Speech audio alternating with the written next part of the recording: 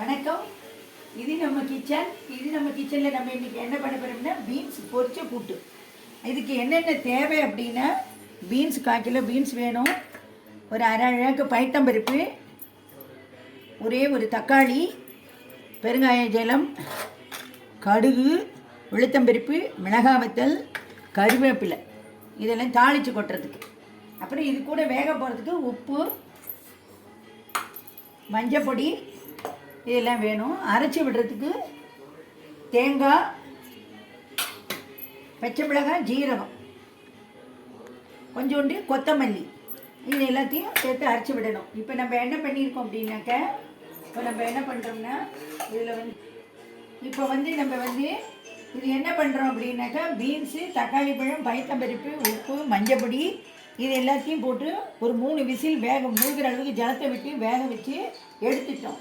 அதுக்கப்புறம் என்ன பண்ணோம் அப்படின்னாக்க,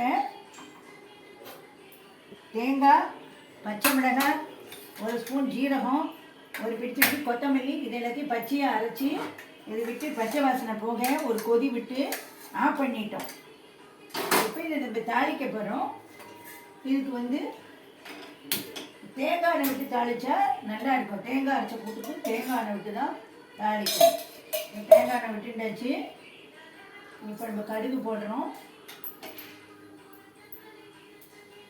உடச்ச உளுத்தம்பருப்பு கொஞ்சம் பேர் போடுறோம்.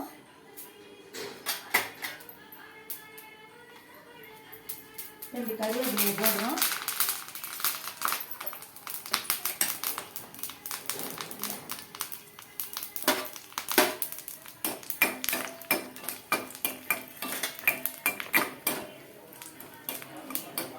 இது வெடித்த உடனே நம்ம இதில் தாளித்து கொட்டிடணும்.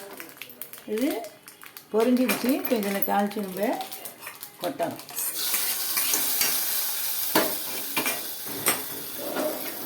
இப்போ இந்த டிஷ்ஷு ரெடி ஆகிடுச்சு. இந்த சர்விங் பவுலுக்கு நம்ம மாற்றணும்.